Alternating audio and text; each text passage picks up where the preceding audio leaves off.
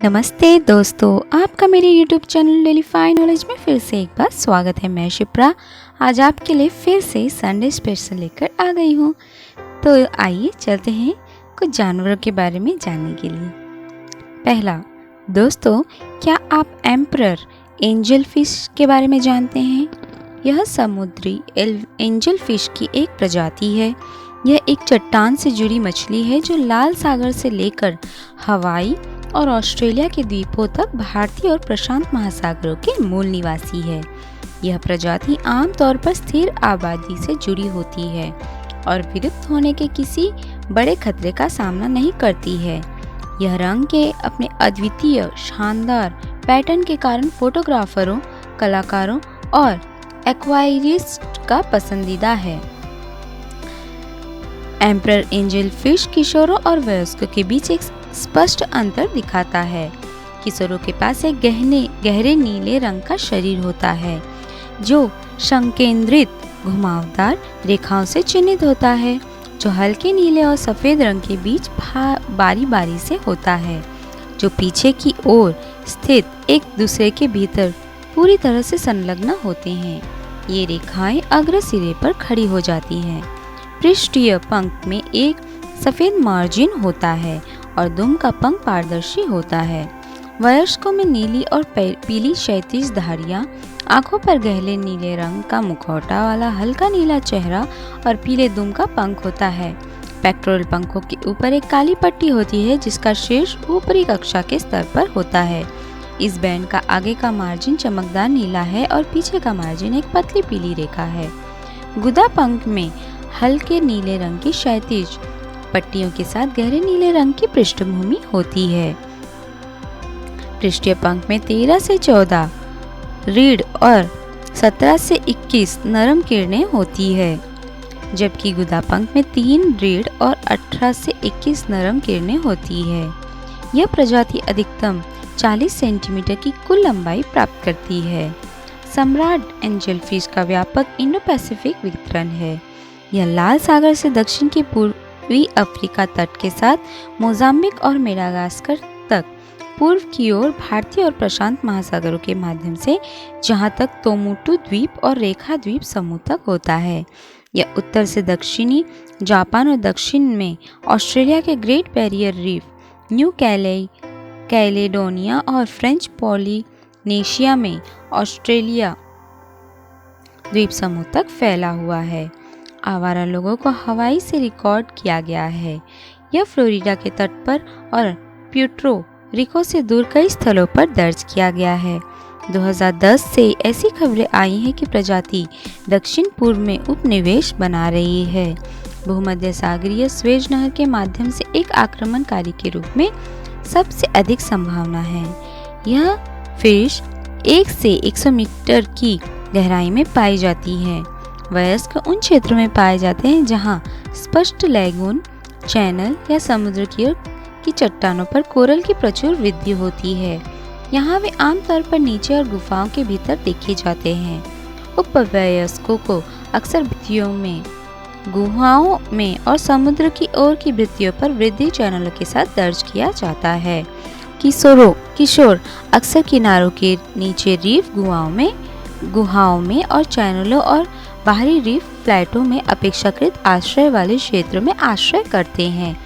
इसके आहार में स्पंज और अन्य अलंकृत जीव, साथ ही ट्यूनिकेट शामिल है। वे जोड़े बनाते हैं। किशोर और वयस्क क्लीनर मछली के रूप में कार्य करते हैं। बड़ी मछलियों से एक्टोपैरासाइट्स को साफ करते हैं। भयभीत होने पर ये मछलियां खटखटाने की आवाज़ पैदा करती है। दूसरा दोस्तों, क्या आप कारपेंटर्स फ्लैशर रेस के बारे में जानते हैं? कारपेंटर का फ्लैशर रेसे पैराचेरिनस कारपेंटरी पश्चिमी प्रशांत महासागर के मूल निवासी कुश्ती की एक प्रजाति है। यह 27 से 45 मीटर की गहराई पर चट्टानों पर पाया जाता है। यह प्रजाति मानक लंबाई में 8 सेंटीमीटर तक पहुंच सकती है। यह एक्वेरियम व्यापार में पाया जाता है।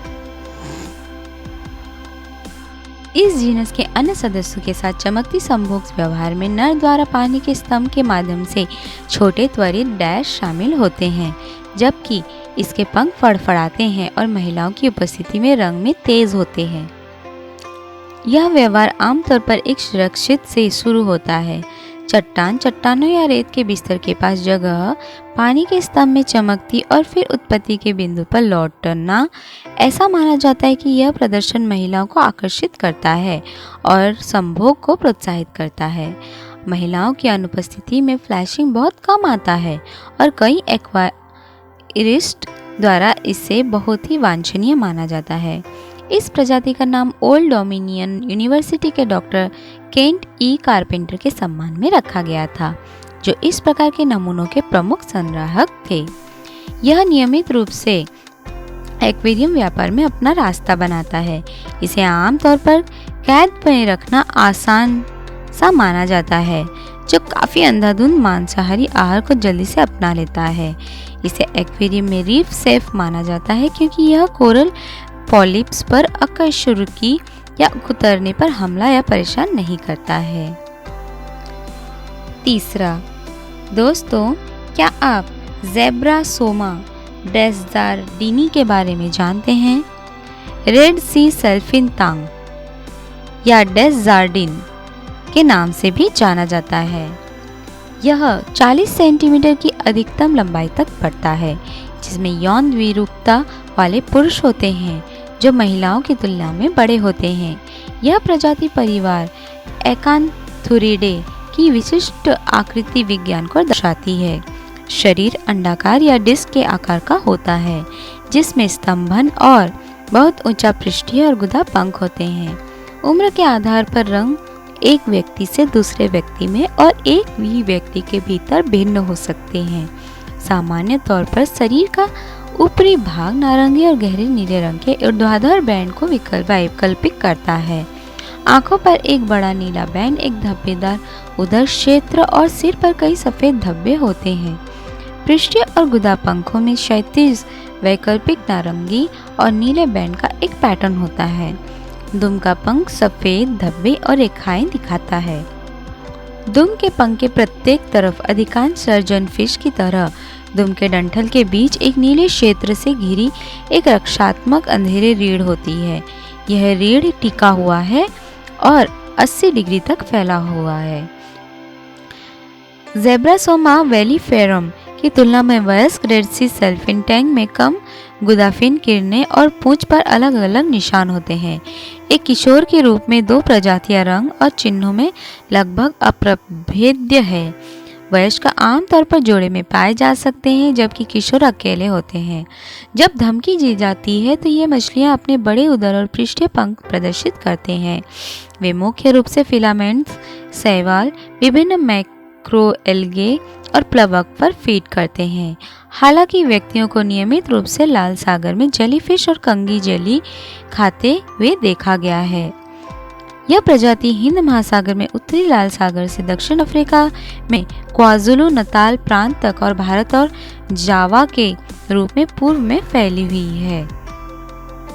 रेड सी सेल्फिन टैंग मूल रूप से उष्णकटिबंधीय जलवायु में लैगून और रिफ में रहते हैं।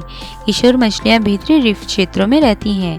वे खारे पानी को 1.020 से 1.025 के विशिष्ट गुरुत्व, 8.1 और 8.4 के बीच पीएच और 22 से 26 सी की एक आदर्श तापमान सीमा के साथ पसंद करते हैं।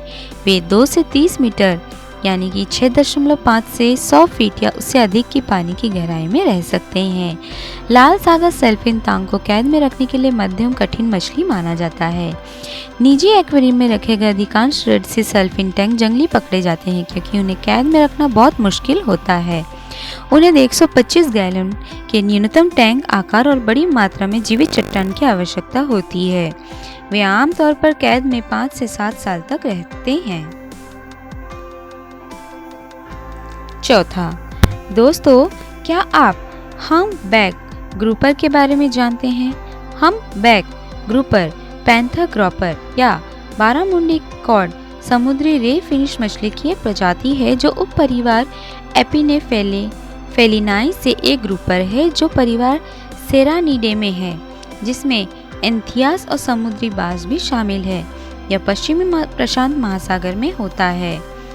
हम्पबैक ग्रापर को पहली बार औपचारिक रूप से 1828 में फ्रांसीसी जूलॉजिस्ट एचिले वैलेंसियंस द्वारा जावा के रूप में दिए गए इलाके के साथ सेरानस अल्टीवेलिस के रूप में वर्णित किया गया था।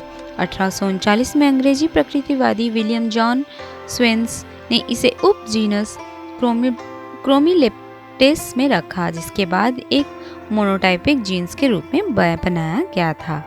हम्पबैक ग्रुपर एक मध्यम आकार की मछली है जो 70 सेंटीमीटर तक बढ़ती है।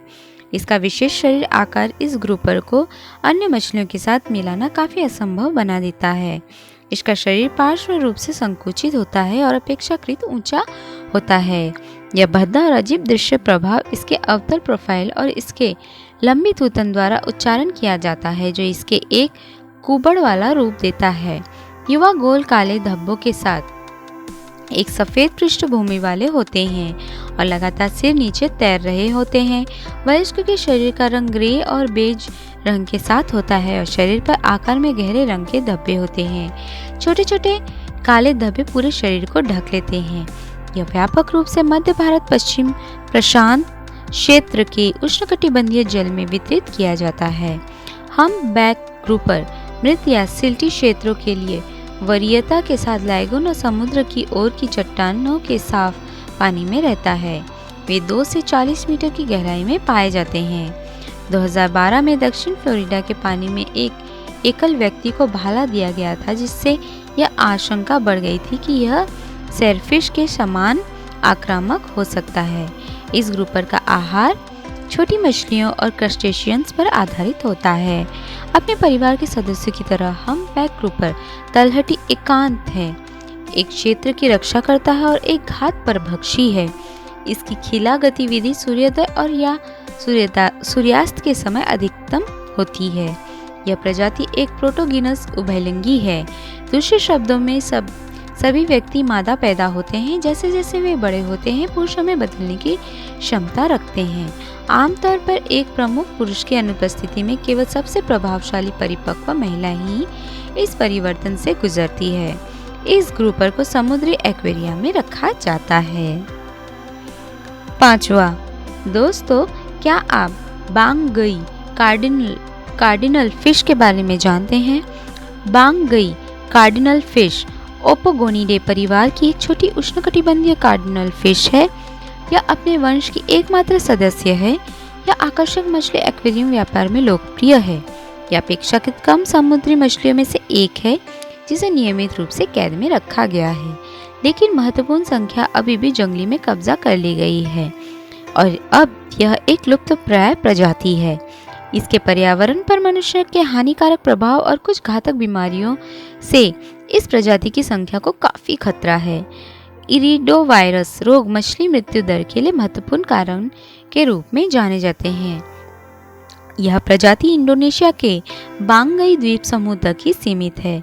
इस प्रजाति की एक अत्यंत सीमित भौगोलिक सीमा और छोटी कुल जनसंख्या आकार है। बांगई कार्डिनल फिश बांगई द्वीप समूह के भीतर 17 बड़े और 10 छोटे द्वीपों के उथले के आसपास केंद्रित पृथक आबादी से बनी हुई है। लुबुक बंदरगाह के भीतर सेंट्रल सुलावेसी से एक छोटी आबादी भी होती है। 2000 में एक्वेरियम मछली व्यापारियों द्वारा परिचय के बाद प्रजातियों के वितरण के प्राकृतिक क्षेत्र के 400 किलोमीटर उत्तर में लैम्बे स्ट्रेट में एक अतिरिक्त आबादी स्थापित हो गई है। यह प्रजाति कुल लंबाई में 8 सेंटीमीटर तक बढ़ती है। यह अन्य सभी कार्डिनल फिश से आसानी से अपने पहले पृष्ठीय पंख, लंबी गुदा और दूसरी पृष्ठीय पंख किरणों, गहरे कांटेदार दुम के पंख और सिर और शरीर पर 3 काली पट्टियों से युक्त रंग पैटर्न और गुदा पर प्रमुख काले पूर्वकाल किनारों से आसानी से अलग है। दूसरा पृष्ठीय पंख नर को मादा से एक विशिष्ट बड़े हुए मौखिक गुहा द्वारा अलग किया जा सकता है, जो केवल तभी स्पष्ट होता है जब वे चिंतन कर रहे होते हैं। बंगाई कार्डिनल फिश अपने परिवार का एकमात्र सदस्य है जो दैनिक है। यह एक तलहटी उष्णकटिबंधीय समुद्री मछली है जो उतले पानी में लगभग 9 व्यक्तियों के स्थिर समूह बनाती है, जो 1.5 से 2.5 मीटर गहराई में सबसे आम है। यह विभिन्न प्रकार के उथले आवासों में निवास करता है, जिसमें प्रवाल भित्तियां, समुद्री घास के बिस्तर और रेत और मल के खुले क्षेत्र शामिल है। यह बड़े द्वीपों के संरक्षित पक्ष पर शांत आवासों में सबसे आम है।